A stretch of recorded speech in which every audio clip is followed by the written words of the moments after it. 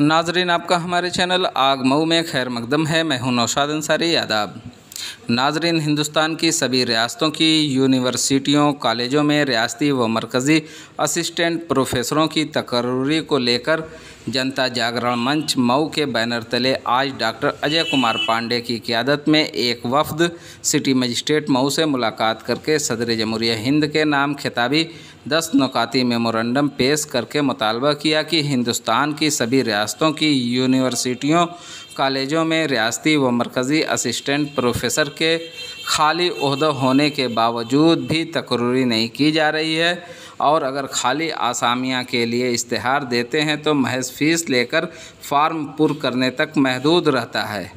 Exam कब होगा और उसका रिज़ल्ट कब आएगा, इसके लिए कोई ज़िम्मेदारी तय नहीं है। इसलिए ज़िम्मेदारी तय होनी चाहिए।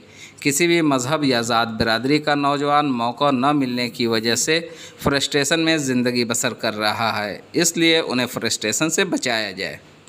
आसामियाँ निकाल कर फ़ीस लेना ऐसा महसूस हो रहा है जैसे नौजवान कस्टमर हैं, उस पर फौरी रोक लगाई जाए। कॉन्ट्रैक्ट व गेस्ट दानिशवरों की तकर्री पर पाबंदी होनी चाहिए। परमानेंट ओहदा पर परमानेंट तकर्री की जाए। आसामियों के इश्तिहार से लेकर तकर्री तक ज़िम्मेदारी तय हो। एजाज़ और सज़ा तय की जाए। पुरानी पेंशन बहाल की जाए।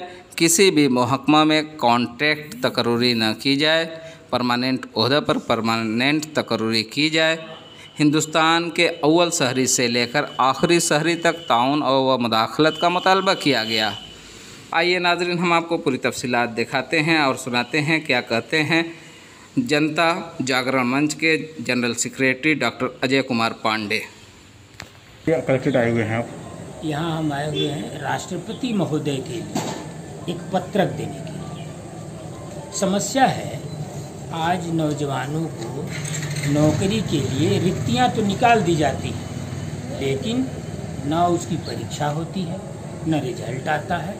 सिर्फ रिक्तियाँ निकाल के पैसा वसूल लिया जाता है, नौजवानों को उपभोक्ता समझा जाता है। मैं चूँकि पेशे से अध्यापक भी हूँ, मुझे बड़ी पीड़ा हुई और मैं आज राष्ट्रपति महोदय के हस्तक्षेप के लिए एक पत्र लेके आया हुआ हूँ कि आप हस्तक्षेप करें।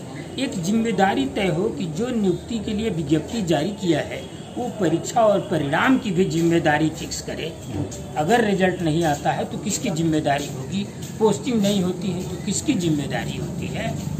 इस पर पुरस्कार और दंड दोनों निश्चित किया जाए, इसी से भला हो पाएगा। नहीं सरकारें आती रहेंगी, जाती रहेंगी और नौजवान भटकता रहेगा। विश्वविद्यालयों और डिग्री कॉलेजों में पद खाली पड़े हैं और संविदा पर रख के काम चलाया जा रहा है।